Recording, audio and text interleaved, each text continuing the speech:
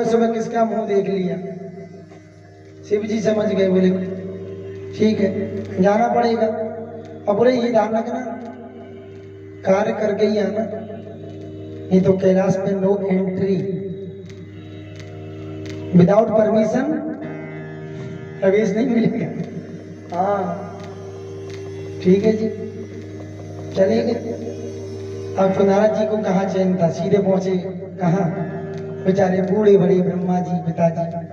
बोले माता जी पिताजी बहुत दिन से चुपचाप बैठे हैं, वो हंस पर बैठे, वो अपने फूल पर बैठी हुई हैं, चकाचक माला जप रही है, कभी घूमने नहीं जाते पिताजी हमारे हैं, बूढ़े हो गए। कहते हो बूढ़ा व्यक्ति एक जगह बैठा रहे ना ज्यादा दिन तो पैर बेकार हो जाते हैं। तो नारद जी को लगा पिताजी बहुत दिन से कमल पर बैठे हैं, क्यों ना थोड़ा पिताजी को घुमा दिया जाए, तो चलेंगे फिरेंगे तो शरीर का रक्त चलेगा ना। क्यों माता जी, सही बात है। हाँ बड़े बूढ़े व्यक्तियों को ज्यादा बैठना नहीं चाहिए, थोड़ा चलते रहना चाहिए। एक कथा में तो बैठे रहो, कहीं यहाँ मत, ऐसा ना हो कि मैंने कहा चलते रहना चाहिए यहीं चलना शुरू कर दो, यहाँ नहीं, वैसे ही रहना चाहिए। मैंने ऐसे बोल दिया एक जगह, तो महाराज एक माता जी उठी, वो पंडाल में घूमने लगी। मैं क्या बोले, आप तो बोले थे अभी कि बड़े बूढ़े व्यक्ति को चलते रहना चाहिए। माता जी सुबह सुबह की बात कर रहा हूँ, कथा की नहीं, कथा में तो बैठ जाओ। अब तो महाराज नारद जी पहुंचे ब्रह्मलोक, और ब्रह्मलोक में जाकर के सीधे पहुंचे, देखा पिताजी किधर है, देखा पिताजी कमल पे कुछ अपनी सृष्टि का निर्माण में लगे हैं। बोले ये मौका ठीक है, सीधे माता जी के पास, माता जी प्रणाम। बोले अरे मेरा लाल मेरा बेटा, करती है माता। बोले माता जी भूख लगी है, कुछ है? माता जी कहीं और कुछ ला करके दिया। ब्रह्मा जी के लिए देसी घी का हलवा बना रही थी। शुक्ला जी देखो बड़े गौर से देख रहे हैं, हलवा किधर है? यहाँ नहीं है मेरे पास शुक्ला जी हलवा।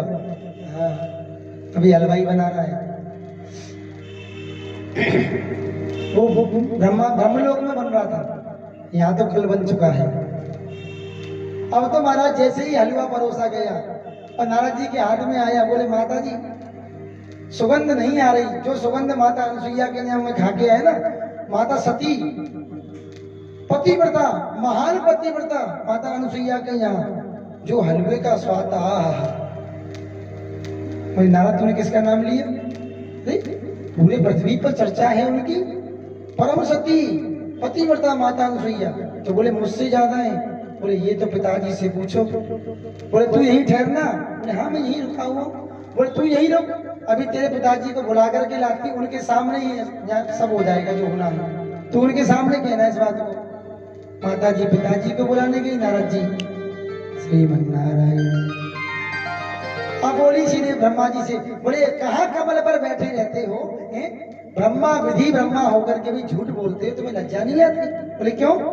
तुम तो कहते थे कि सबसे बड़ी पतिव्रता तुम हो, और नारद कहता है कि अनुसुईया है। बोले नारद कहाँ है? बोले चलो हलवा खा रहा है अंदर बैठ करके। ब्रह्मा जी ने देखा तो ना नारद है ना हलवा है, दोनों ही। श्री राधे राधे। ब्रह्मा जी बोले बेटा बुढ़ापे में तो कम से कम चैन से घर में बैठने देता है। शादी जब होती है, विवाह जब होता है, तो पति पत्नी सोचते चलो जवानी में तो हमने बच्चों के लिए निकाल दिया, बुढ़ापे में शांति से थोड़ा। अब बोले बेटा ही ऐसा काम कर रहा है कि दोनों मम्मी पापा में झगड़ा। ठीक है बेटा कोई बात नहीं है। ब्रह्मा जी समझ गए, बोले क्या करना पड़ेगा? बोले जाओ परीक्षा लेकर के आओ कि वो पतिव्रता है कि नहीं। ब्रह्मा जी बोली इस बुढ़ापे में क्या परीक्षा लेंगे बताओ? बोले मैं कुछ नहीं जानती, यदि ब्रह्मलोक में आना है तो मृत्यु लोक पर जाना है। ब्रह्मा जी बोले ठीक है, जाना तो पड़ेगा ही। एक बात बोलूं? पिता जी बोल दूं? पत्नी की बात मानने में भलाई है। गरम गरम रोटी खानी है, बढ़िया घर में शांति से, तो जो कह दे ना वो काम हो जाना चाहिए। नहीं तो महाराज सुबह की बना के धर देंगे 8 बजे, जब तो खानी हो खाई लीजिए, मैं तो सो रही हूँ खाई पी कर। हाँ सत्य है, ये तो संसारिक जो रीति है। जब देवता भोग सकते तो तुम्हारी हमारी क्या सामर्थ्य है? हम पे तो ना बीत रही है।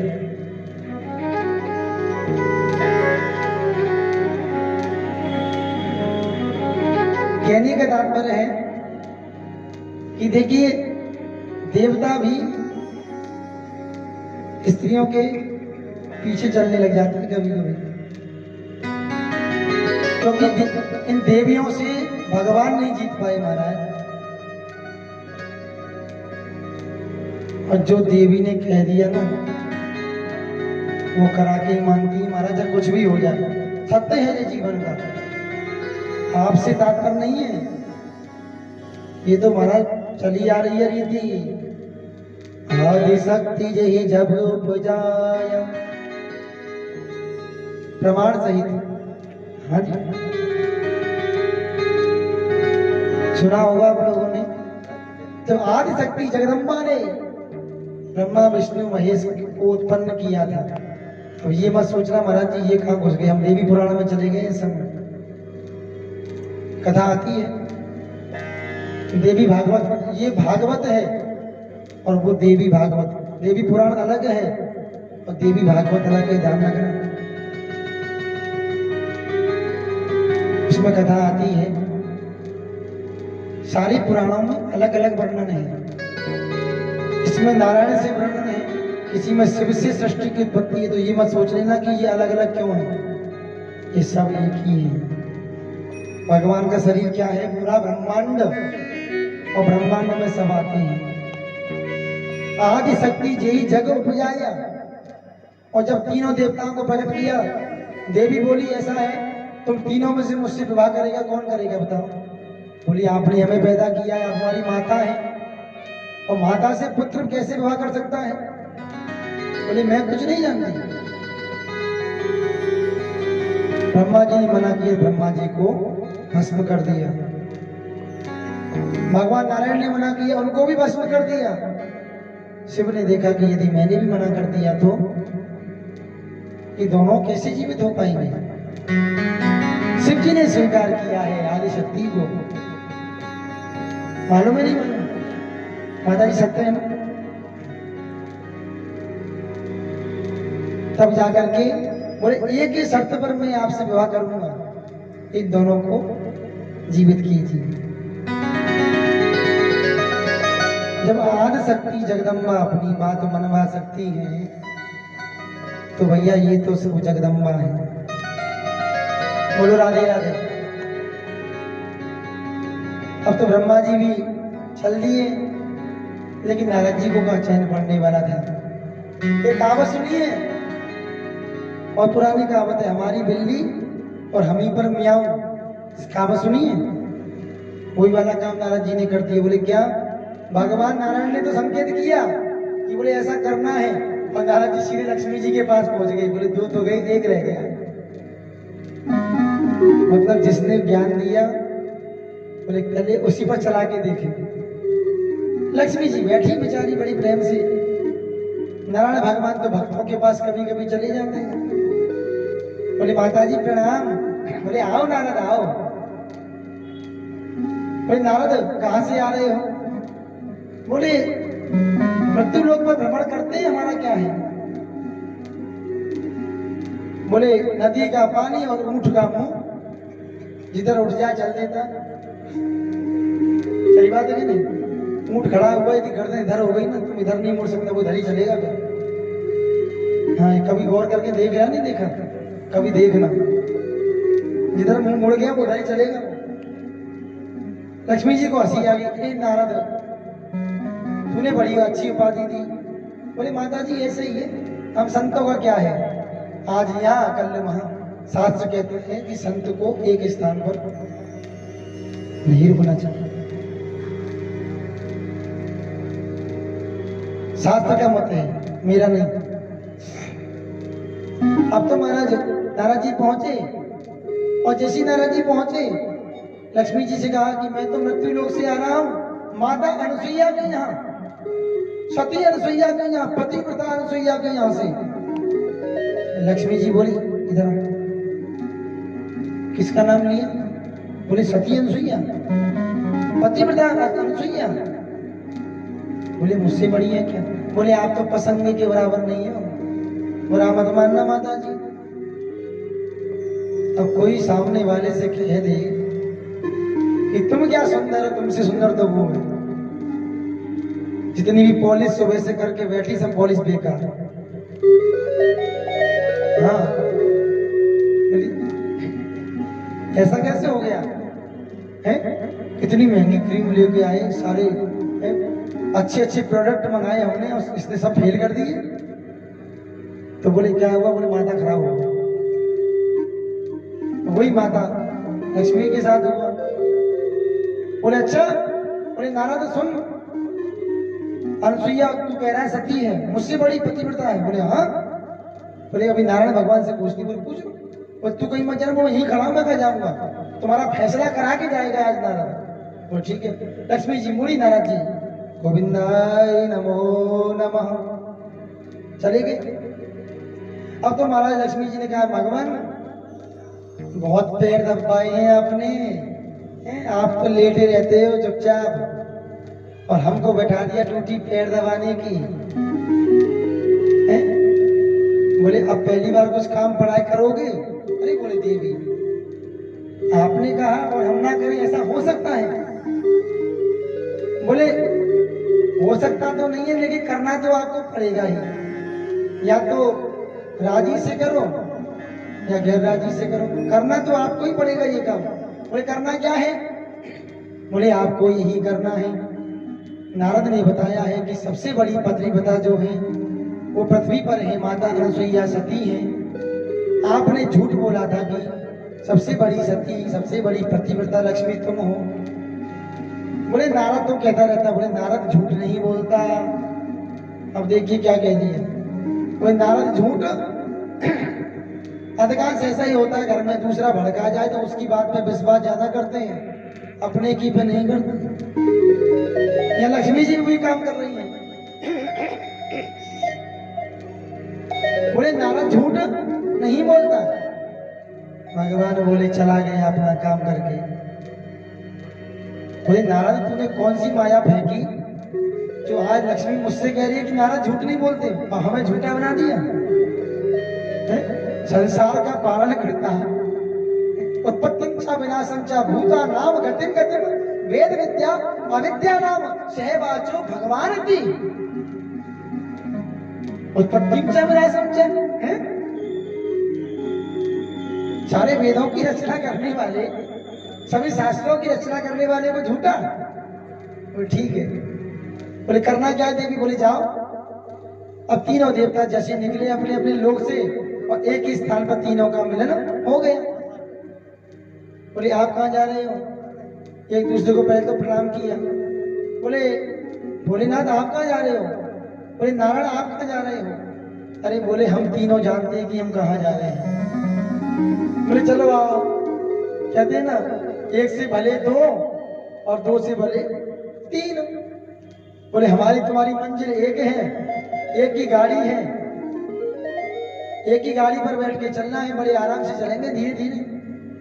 और तीनों एक ही गाड़ी पर बैठ गए क्योंकि जाना तो एक ही स्थान पर है। माता अनुसुईया के द्वार पर पहुंचे हैं और संतों का भेष बना लिया है और जाकर के अलग जगा दिया। बोले माता क्षाम देहि। माता अनुसुईया स्नान कर रही है। माता अनुसुईया को ज्ञात हुआ कि द्वारे पर कोई आया है। अपने द्वारे पर कोई अतिथि यदि आता है उसका सत्कार करना गृहस्थी का धर्म होता है, ये ध्यान रखना। आपके द्वारे पर यदि कोई अतिथि आ जाए तो इसको विमुख नहीं करना। आपके यहाँ कोई भिक्षुक आया, आपसे याचना की, आजकल लोग फटकार देते हैं, नहीं करना चाहिए। आपको आज देने के लिए नहीं है तो उसे हाथ जोड़ के दो। राधे सीताराम राधे श्याम जो भी बोलते हो, लेकिन उसको फटकारो मत। वो आपके पास आया है ना, कुछ ना कुछ मांगने आया है। और ये सोचिए यदि वो आपकी तरह होता तो मांगता क्यों? उसका कर्म बिगड़ गया जो भिखारी बना। तुम्हारा कर्म ठीक है, जो तुम दाता बने हो, तुम्हारा हाथ देने को बढ़ रहा है, उसका लेने को। अब बताइए देने वाला बड़ा है कि लेने वाला? बताइए जरा, मैं तो बाद में बताऊंगा कौन बड़ा है, देने वाला कि लेने वाला?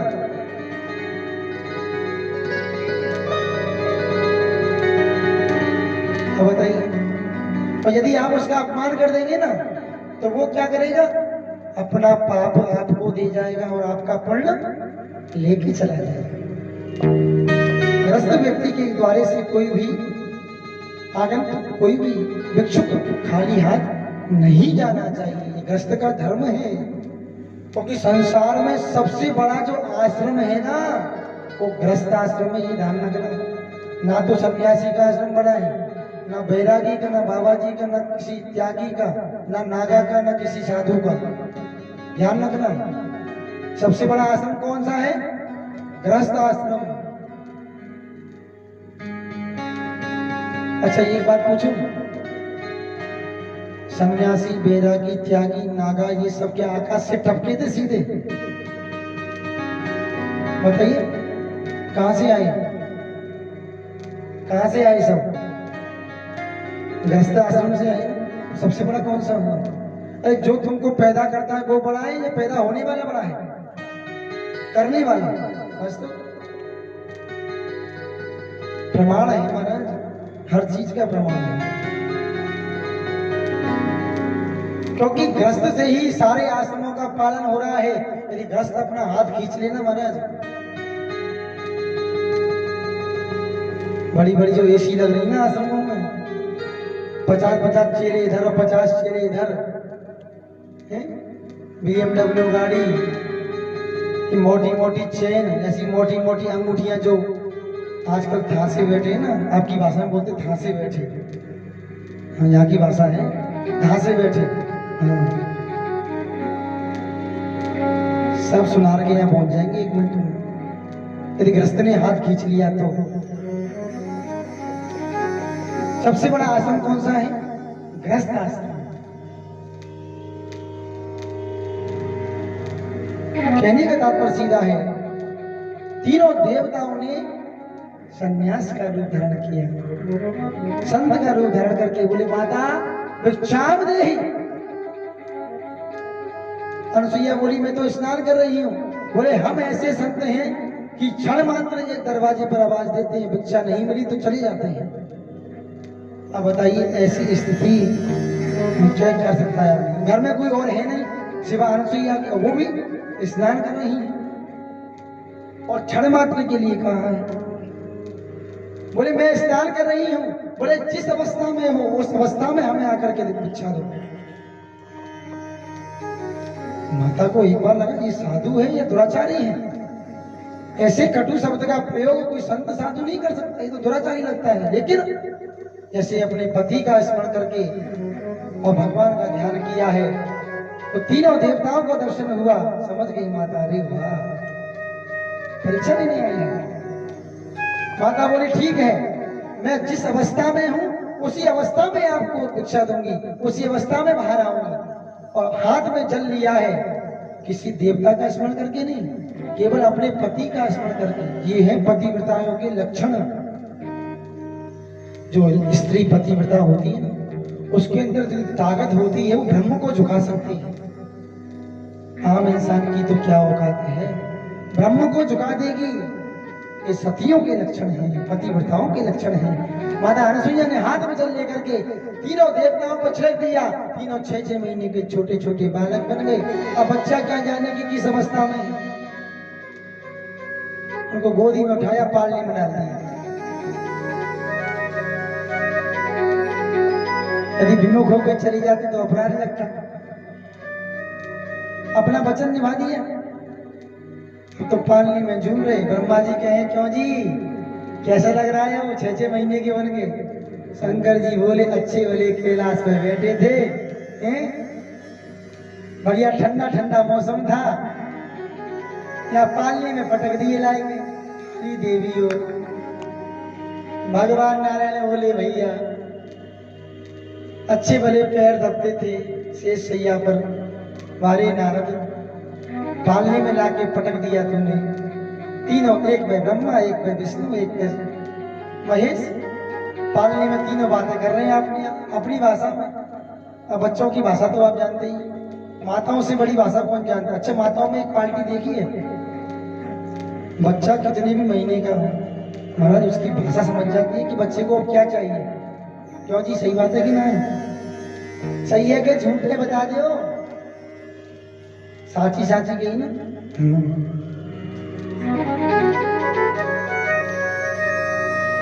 तो बस यही बात है। अब तो महाराज खलबली मच गई लोक में, क्योंकि कई दिन हो गए ना तो ब्रह्मा आए, ना विष्णु आए, ना शिव आए। तीनों देवियां विचार कर रही हैं अपने अपने लोक में, कारण क्या है। बोले इनको तो इतना समय नहीं लगना चाहिए, भगवान है परीक्षा लेने में। बोले कई दिन व्यतीत हो गए अभी तक कोई खबर नहीं। अब तो हमारा तीनों देवियां अपने अपने लोकों से बाहर निकली और सीधे पहुंची हैं, आपस में तीनों का मिलन हो गया। जब हमारा तुम्हारा जाने का एक ही मार्ग हो तो मिलन तो होना ही है। बोले अरे आप देवी कहाँ जा रही हो? बोले आप कहाँ और आप कहाँ? वार्तालाप हो ही जाता है जब मिल जाते हैं तो। बोले हम तो उनको ढूंढने जा रही हैं। बोले हमारे वो भी बहुत दिन से नहीं आए। बोले हमारे भी नहीं आए। बोले तीनों के तीनों पता नहीं कहाँ चले गए हैं। बोले संभाल के रखा करो, आजकल माहौल सही नहीं है। अरे बात माहौल की नहीं है, वो नारद आया था। नारद तुम्हारे यहाँ आया था तभी गए हैं क्या? बोले मेरे यहाँ भी आया था नारद। तो बोले सेम टू सेम हुई होगी बात, वही परीक्षा वाली। बोले हाँ। ब्रह्माणी बोली मेरे पास भी आया था। तो बोले तीनों जगह एक ही काम करके गया? बोले हाँ जी। बोले वारे नारद, बोले आज ये तुमड़ी धारी नारद मिल जाए ना, उसकी तुमड़ी फोड़ करके जब इसको बताएं कैसे होती परीक्षा। इतने में सामने से नारद जी श्रीमन ओ नारायण नारायण नारायण नारायण नारायण ओ नारायण नारायण नारायण नारायण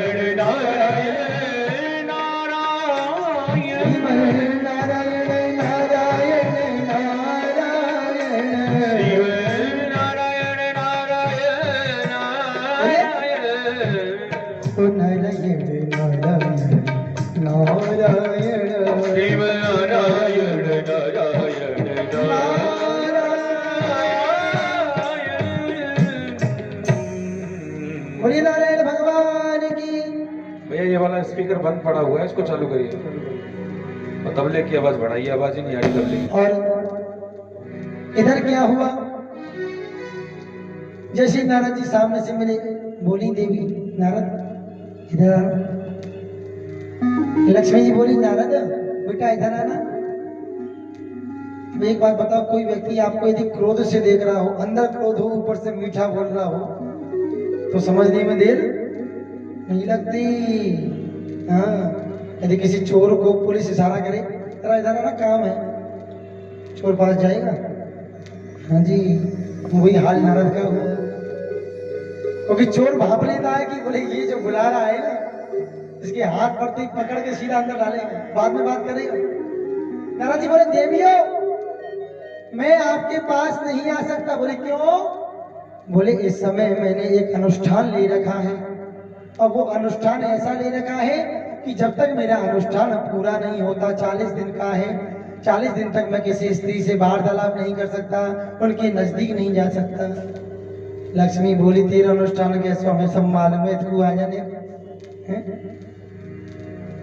बोले नारद सही बता, तू सब जानता है, कहाँ है तीनों? बोले मुझे क्या पता। अरे बोले तेरे पेट में सब हाथ की पूरी दाढ़ी है, तुझे सब पता है कि कहाँ गए हैं। बोले देखो देवी तुम्हारे पति हैं, तुम जानो वो जाने, हम तो ठहरे बाबा जी, हमें क्या मतलब, हम तो गृहस्थियों से दूर रहते हैं। अरे बता दे भैया, तू जीता और हमारी, अब तो बता दे।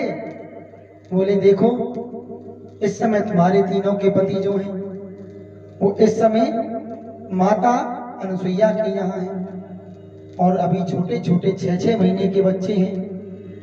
अब पता नहीं कब जाके बड़े होंगे, तब माता अनुसुईया उनका विवाह करेगी। उस समय जाके देख लेना, तुम्हारी बात बन जाए तो विवाह हो जाएगा, नहीं तो बोले तब तक क्या करें? बोले शरीर में धूनी रमाओ, हाथ में माला लो और चकाचक छिड़क दो श्रीमन नारायण जय भोले की और जय हनुमान की।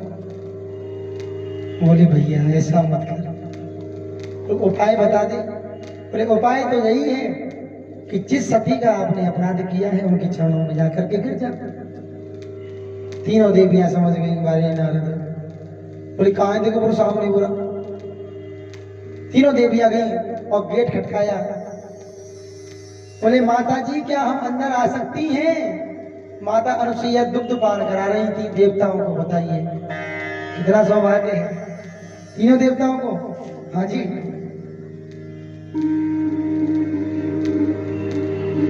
जैसे सुना कि कोई बाहर से आवाज दे रहा है कि माता जी हम अंदर आ सकती हैं, अनुसुईया ने नेत्र बंद किए, देखा ओहो वाह मेरे अहो भाग्य,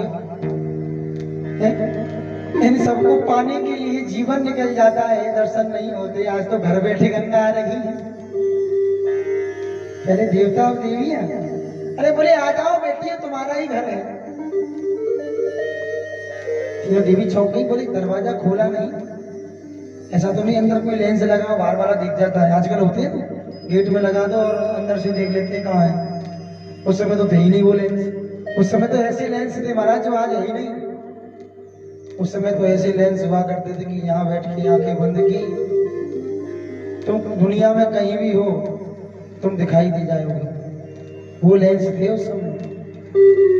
सोचिए रावण कहाँ बैठा था? लंका में, और वहीं से बैठे बैठे सुपर्णखा को आदेश दे दिया, बोले हनुमान जा रहा है पर्वत लेने द्रोणागिर, उस पे आग लगा दो। अब बताइए हनुमान जी की गति तेज है या सुपर्णखा की गति तेज है? बताइए जल्दी। नहीं समझ में आ रहा लगता है आपको? और थोड़ा सरल कर दूं, थोड़ा सरल कर दूं। एक बात बताइए, हवा की गति तेज होती है या इंसान की? हाँ अब समझ जाओगे आप। किसकी गति तेज है? हवा की ना। तो हनुमान जी का नाम क्या है? हो शंकर,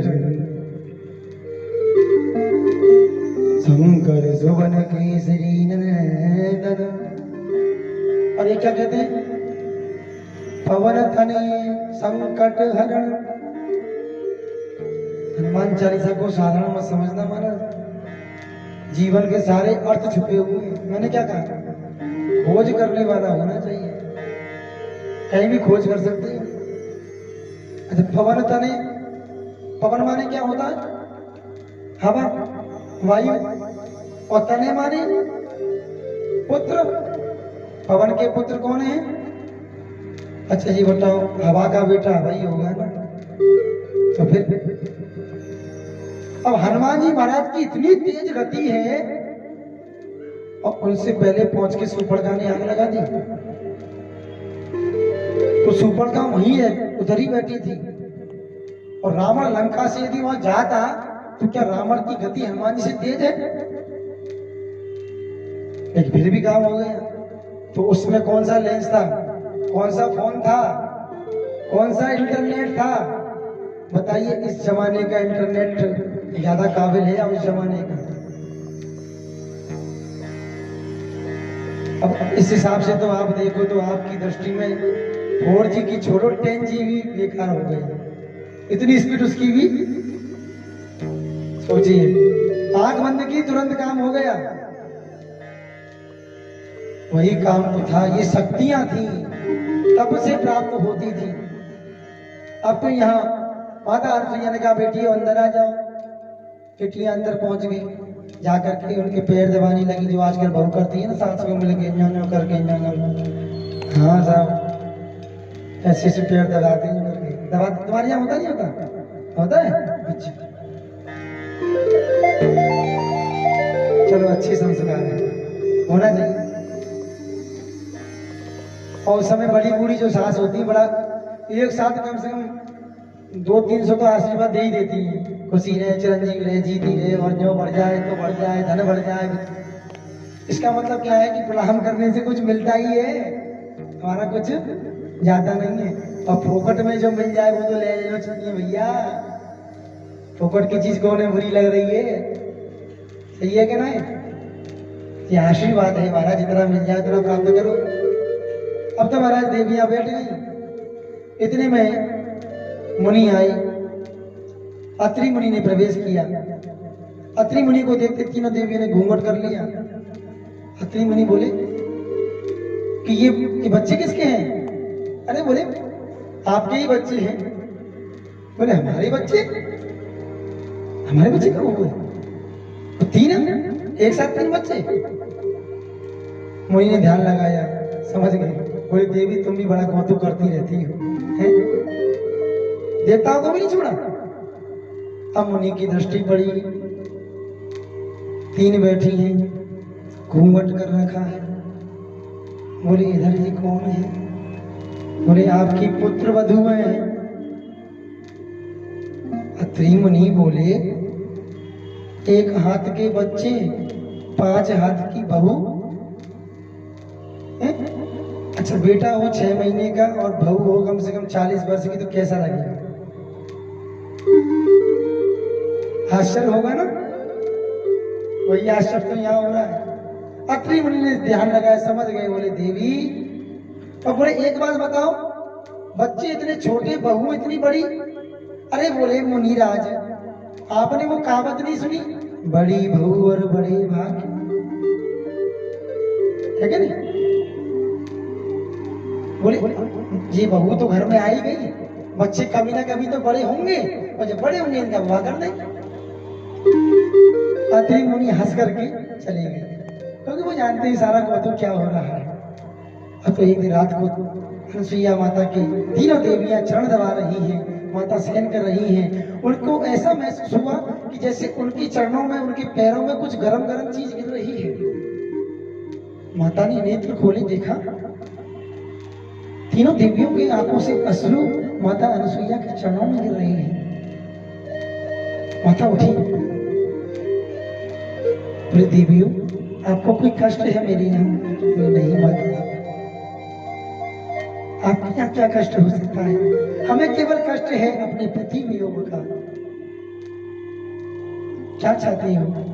बोले आप इनको हमें लौटा दें। अनसुईया समझ गई कि पति का वियोग इससे सहन नहीं हो रहा। जल लिया, तुरंत तीनों देवता बछड़े का, तीनों पुनः ब्रह्मा विष्णु महेश के रूप में आ गए और तीनों देवियों से कहा, ब्रह्मा विष्णु महेश ने, कि बताइए अब संसार में सबसे बड़ी पतिव्रता सती स्त्री कौन है? तीनों देवियों ने एक साथ हाथ उठा के कहा, बोले अनसुईया, अनसुईया, अनसुईया, बड़ी माता अनसुईया की। यहाँ सभी ने वंदना की है। बोले सती देवी तेरे चरणों का सादर वंदन करते हैं। भक्ति भाव से, भाव भक्ति से हृदय खोलकर, प्रेम सहित जय जयति बोलकर भक्त वृंद परमेश्वर का जैसे अभिनंदन करते हैं। सती देवी तेरे चरणों का सादर वंदन करते हैं। अब बताइए, सती को प्रणाम करनी है, और माता जो अनसुईया हैं वो पतिव्रताओं में सबसे श्रेष्ठ मानी गई हैं, और यही तीनों देवताओं ने वरदान पुत्र होने का दिया है।